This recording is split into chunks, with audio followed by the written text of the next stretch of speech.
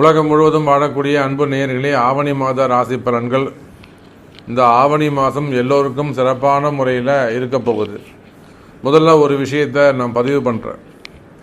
உலகம் முழுவதும் வாழக்கூடிய என் அன்பு பக்தர்கள், நிறைய அன்பர்கள் என்ன சொல்கிறாங்கன்னா, சாமி நீங்கள் ஒவ்வொரு மாதமும் ராசி பலன் சொல்லும்போது ஒவ்வொரு ராசிக்கும் பெட்டராக இருக்குது, சிறப்பாக இருக்குது, சூப்பராக இருக்கும் அப்படின்லாம் சொல்கிறீங்க. பட் அது எனக்கு நடக்க மாட்டேங்குது அப்படின்னு நிறைய அன்பர்கள் வருத்தப்படுகிறாங்க. அப்படின்னா ஒரு அறியாமையில் அது கேட்குறாங்க.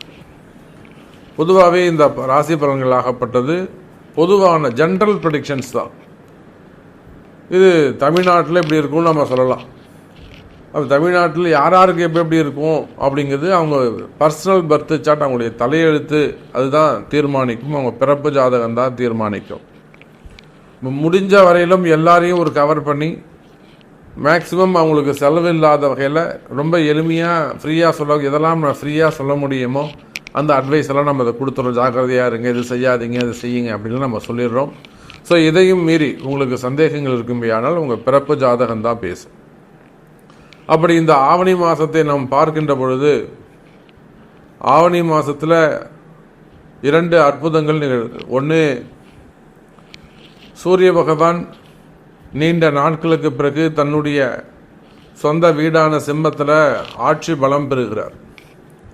இந்த சூரியன் ஆட்சி பலம் பெறுகின்ற காரணத்தினாலே அரசியலில் ஈடுபட்டிருக்கக்கூடியவர்கள், அரசியல் தலைவர்கள், அரசாங்கம், கவர்மெண்ட்டில் ஒர்க் பண்ணக்கூடியவங்க, கவர்மெண்ட் ஜாப் செய்யக்கூடியவர்கள், அரசு அதிகாரிகள், அரசு நிர்வாகம், அரசாங்கம், இதெல்லாம் கவர்மெண்ட்டுக்கெல்லாம் கூட ஒரு நல்ல காலம், நல்ல நேரம்னு சொல்லலாம்.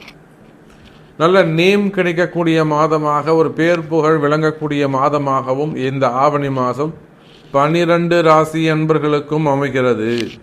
உங்களுக்குன்னு இல்லை, 12 ராசிக்கு. சூரியன் ஆட்சி பலம் பெறுகிறார். அப்போ சூரியனை நோக்கித்தான், சூரியன்ட்டு ஒளியை பெற்றுத்தான் 9 மற்ற 8 கிரகங்களும் ஒளியை பெறுகின்றன. வாங்கி தான் உங்களுக்கு கொடுக்குறாங்க. அப்போ 9 கிரகங்கள் மட்டுமல்லாது 1008 அண்டங்களுக்கும் வெளிச்சத்தை கொடுக்கக்கூடியவன் சூரியன். அந்த சூரியன் தன்னுடைய சொந்த வீட்டில் ஆட்சி பலம் பெறுகிறான். அது ஒரு தனி சிறப்பு. அதே போல சுக்கிர பகவான் தனக்கு 5வது வீடாக இருக்கக்கூடிய பஞ்சமஸ்தானத்தில் கன்னி ராசியிலே அமைகிறார். அது ஒரு தனி சிறப்பு.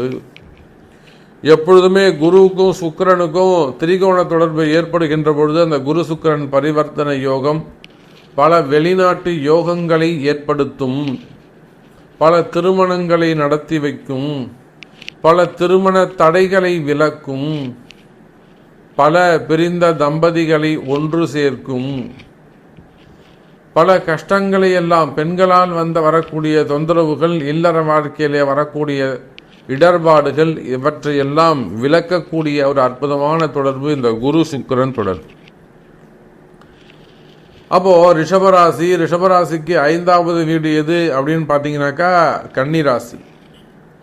அப்போ சுக்கிர பகவான் கன்னி ராசியிலே சஞ்சாரம் செய்கின்ற பொழுது தனக்கு 5, 9ஆக அமைகிறார். அது இதுக்கு மேலே இந்த ரிஷபத்தில் குரு இருக்கார்.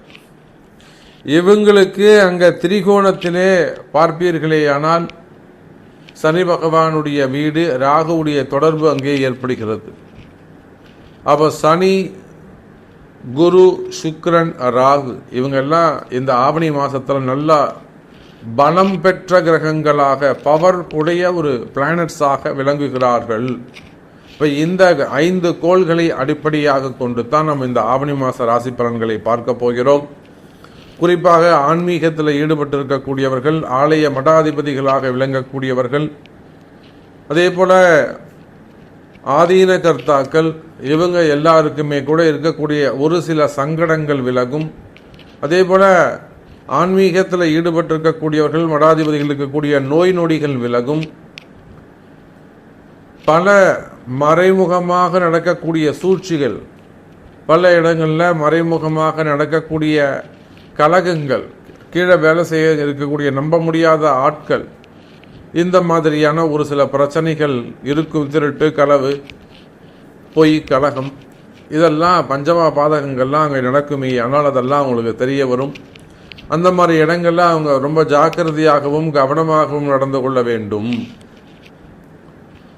அதே போல இந்த குரு சுக்கிரன் யோகம் 12 ராசி அன்பர்களுக்கும் மிகப்பெரிய ஒரு பண யோகத்தை, தன யோகத்தை வாரி வழங்குகிறது. ஃபண்டு ஃப்ளோ கிடைக்க போகுது. ஏன்னா குரு சுக்கிரன் யோகங்கிறது ரொம்ப சிறப்பான ஒரு யோகம். அதே போலத்தான் சினிமா துறைக்கும் அதி அற்புதமான யோகம். குரு சுக்கிரன்றது சினிமா துறைக்கும் கலைத்துறைக்கும் உரித்தானது. வருமானங்கள் லக்ஷ்மி கடாட்ச, வீடு லக்ஷ்மி கடாட்சமாக இருக்கும், வீடே சுபிக்ஷமாக இருக்கும், நிறைய மங்கள விசேஷங்கள்லாம் நடக்கப் போகுது.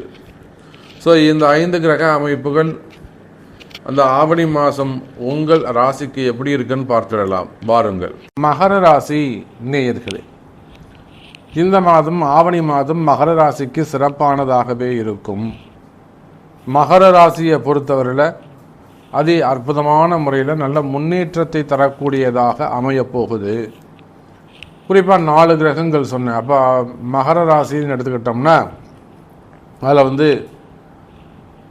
அவிட்டம் செவ்வாயுடைய நட்சத்திரம் இருக்குது. ஏன்னா அந்த செவ்வாய் தான் இப்போ மிருகசீரிடத்துக்கு மிதுனத்துக்கு போக போகிறேன்.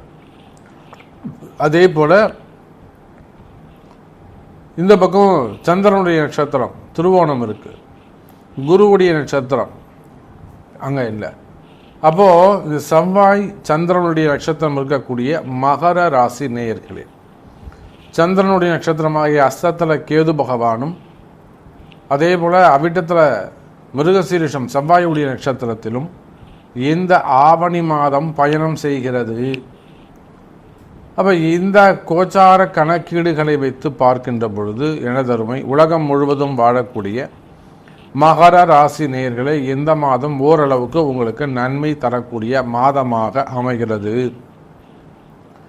மெயினாக உங்கள் லைஃப்பில் இருக்கக்கூடிய கஷ்டங்கள், வாழ்வியல் கஷ்டங்கள், லைஃப்பை ஸ்மூத்தாக கொண்டு போகிறதுக்கே கஷ்டமாக இருக்குது சாமி, அது ஒரு ஹாப்பியாக ஒரு ஹேண்டில் பண்ணுறதுக்கே கொஞ்சம் கஷ்டமாக இருக்குது. அது ஒரு ஃபண்டு ஃப்ளோவாக இருக்கலாம், பண தேவைகளாக இருக்கலாம், பண வரவாக இருக்கலாம், தன வரவாக இருக்கலாம், நிறைய பேருக்கு சம்பளம் கூட பாக்கி இருக்கலாம்.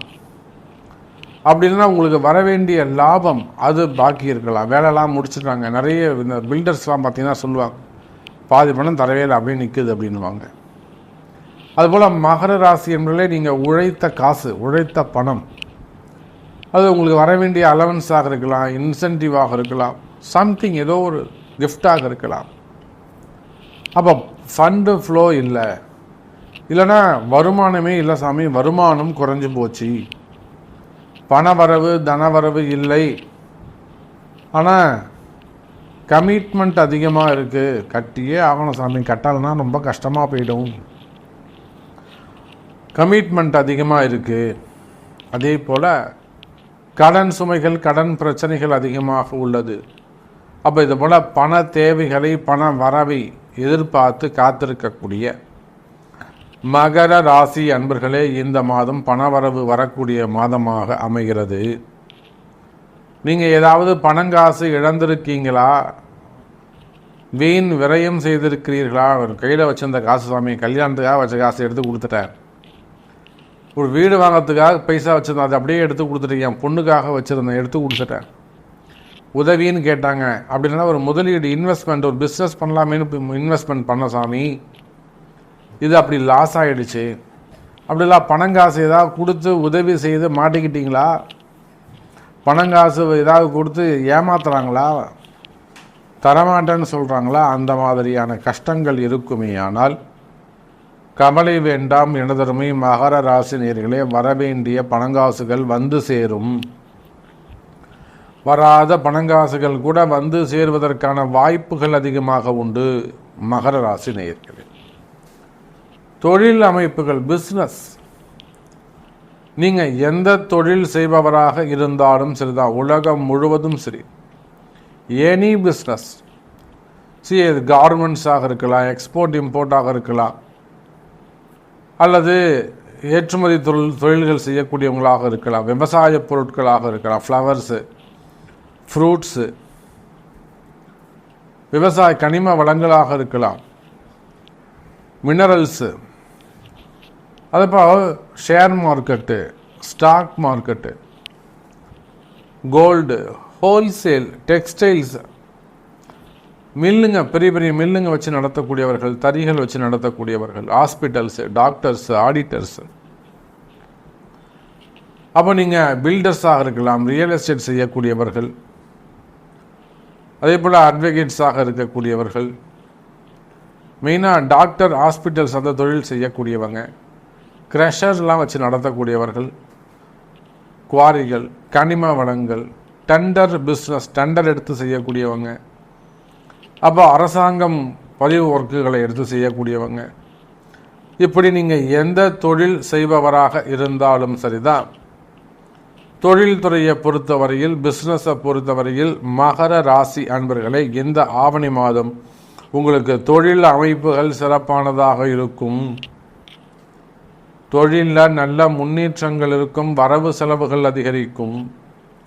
என்னால் தொழிலை பண்ண முடியல சாமி, நான் பிஸ்னஸை விட்டுட்டேன், நான் தொழிலே விட்டுட்டேன், ஒரு கடன் பிரச்சனையாக இருக்குது, இல்லை இட பிரச்சனையாக இருக்குது, இட தோஷங்கள் பிரச்சனையாக இருக்குது, அது ஏதோ அந்த இடம் நல்லா வாழ வச்சுது சாமி ஒரு காலத்தில், நம்ம இப்போ அடுத்தடுத்து அடி உழுதுகிட்டே இருக்குது, அதனால் நான் அதை விட்டுட்டேன், இப்படியெல்லாம் சொல்லக்கூடிய மகர ராசி நேயர்களே, இழந்த வருமானத்தை, இழந்த தொழிலை, எதெல்லாம் உங்கள் கையை விட்டு போச்சோ அதெல்லாம் மீண்டும் பெறக்கூடிய மாதமாக இந்த ஆவணி மாதம் அமைகிறது. அப்போ அதை மீண்டும் பெற வேண்டும் என்று சொன்னால் என்ன செய்யணும் சாமி? ஒன்றும் இல்லைங்க, அது உங்களுடைய தலையெழுத்து, உங்கள் பிறப்பு ஜாதகம்தான் பேசும். அப்போ உங்களுடைய பிறப்பு ஜாதகத்தை கொண்டு அதற்குரிய வழிபாடுகள் என்ன, ஆலய வழிபாடுகளா இல்லை யாகங்களா என்பதை தெரிந்து செய்வீர்களேயானால் இழந்த மதிப்பை, இழந்த பொருளை, இழந்த தொழிலை, இழந்த பணத்தை, இழந்த பெருமைகளை மீண்டும் பெறுவதற்கு வாய்ப்புகள் உண்டு. வியாபாரம் சிறப்பாக இருக்கும், தொழில் சிறப்பாக இருக்கும், வருமானம் சிறப்பாக இருக்கும், நன்மைகள் நடக்கும். எனதருமை மகர ராசி நேயர்களே, அதே போல் குடும்ப பிரச்சனைகள், நீங்கள் அரசியலாக இருக்கலாம், அரசியல் குடும்பமாக இருக்கலாம், சினிமா துறையை சார்ந்தவர்களாக இருக்கலாம், மீடியா துறையை சார்ந்தவர்களாக இருக்கலாம், சின்ன துறையை சார்ந்தவர்களாக இருக்கலாம், ஃபேமிலி ப்ராப்ளம்ஸ், கணவன் மனைவி பிரச்சனையாக இருக்கலாம், பிள்ளைகள் பற்றிய கவலைகளாக இருக்கலாம், அல்லது பசங்க சொல்கிற பேச்சு கேட்காம மதிக்காமல் இருக்கலாம். அப்போ நீங்கள் உலகம் முழுவதும் எங்கே இருந்தாலும் சரிதான், குடும்ப பிரச்சனைகள் இருக்கா அல்லது மறைமுகமான பிரச்சனைகள் இருக்குமே ஆனால் நிச்சயமாக எனது அருமை மகர ராசினியர்களே, அந்த குடும்ப பிரச்சனை எல்லாமே கூட சரியாகக்கூடிய காலம். சரியாகக்கூடிய காலம். அந்த குடும்ப பிரச்சனை, குடும்பத்தில் ஒற்றுமை ஏற்படணும், அந்த மன வேற்றுமை, கருத்து வேறுபாடுகள் களையணும், பிரிந்த உறவுகள் மீண்டும் ஒன்று சேர வேண்டிய காலம் இந்த ஆவணி மாதம். அப்போ கடுமையான கஷ்டங்கள் கூட, குடும்ப கஷ்டங்கள் கூட விலகக்கூடிய மாதமாக இந்த மாதம் அமைகிறது. என் வீட்டுக்காரன் என்கிட்ட சரியாக பேசலை, என் பையன் என்கிட்ட சரியாக பேசலை, பையன் சந்தோஷமாக இல்லை, அல்லது எதே சம்திங் ப்ராப்ளமாக இருக்குது, பொண்ணு சொல்கிற பேச்சு கேட்கல, வீட்டை விட்டு வெளியில் போயிடுச்சு, இந்த மாதிரிலாம் சொல்லக்கூடியவர்களாக நீங்கள் இருப்பீர்களே ஆனால் நிச்சயமாக மகர ராசி என்பவர்களே அந்த கவலைகள் விலகும், ஆரோக்கியம் அதிகரிக்கும். ஹெல்த் வைஸ் உங்களுக்கு ஏதேனும் ப்ராப்ளம் இருக்குமே ஆனால் அந்த ஹெல்த் இஷ்யூஸ்லாம் சரியாகக்கூடிய மாதம். ஒரு ஆப்ரேஷன்ஸ் இருக்குது, ஒரு ட்ரீட்மெண்ட் எடுக்கிறீங்க, நிச்சயமாக எல்லாம் இந்த மாதம் நீங்கள் செய்யலாம், ஆவணியில் செய்யலாம். அப்போ ஆயுள் ஆரோக்கியம் அதிகரிக்கக்கூடிய காலம். அதே போல் தான் உத்தியோகம், வேலை செய்கிற இடத்துல உங்களுக்கு இருக்கக்கூடிய பிரச்சனைகள், வேலை போயிடுச்சு சாமி, எனக்கு மீண்டும் வேலை கிடைக்கணும், அதுவும் இமீடியட்டாக கிடைக்கணும், நிறைய நிறைய நிறைய கமிட்மெண்ட் இருக்குதுங்க சாமி, எனக்கு வேலை கிடைக்கணும். கவலை வேண்டாம் எனதருமை மகர ராசி நேயர்களே, வேலை கிடைக்கும், வேலையில் நல்ல முன்னேற்றங்கள் ஏற்படும், உத்தியோகம் சிறப்பானதாக இருக்கும். நீங்கள் வேலை செய்கிற இடத்துல ஏதேனும் பிரச்சனைகள் இருக்குமே ஆனால் அவற்றையெல்லாம் கூட சரி பண்ண முடியும். கவலை வேண்டாம் எனதருமை மகர ராசி நேயர்களே. அதே போல் திருமணங்கள் கைகூடும். முதல் திருமணம், இரண்டாவது திருமணம், தடைப்பட்ட திருமணம், தள்ளிப்போன திருமணம், மூன்றாவது திருமணம், லேட் மேரேஜ் 40 வயசு, 42 வயசு, 54 வயசு திருமண யோகங்கள் கைகூடும். அப்போ மகர ராசி நேயர்களை இந்த ஆவணி மாதம் உங்களுக்கு ஒரு சப்போர்ட்டான மாதமாக உள்ளது. இன்னும் நிறைய கொஸ்டின்ஸ் உங்கள்கிட்ட இருக்கலாம், நிறைய பேசிக்கிட்டே போகலாம். ஸோ உங்களுடைய கேள்வி என்ன, உங்களுக்கு என்ன வேணும், உங்களுக்கு என்ன நடக்கணும் அப்படிங்கிறத உங்களுடைய பிறப்பு ஜாதகத்தை கொண்டு தொடர்பு கொள்ளுங்கள் என்பதை தெரிவித்துக் கொண்டு மீண்டும் வேறொரு அற்புதமான பதிவில் உங்களை சந்திக்கிறேன். நன்றி. நமச்சிவாயம். ஜெய் வராகி. ஜெய் ஜெய் வராகி.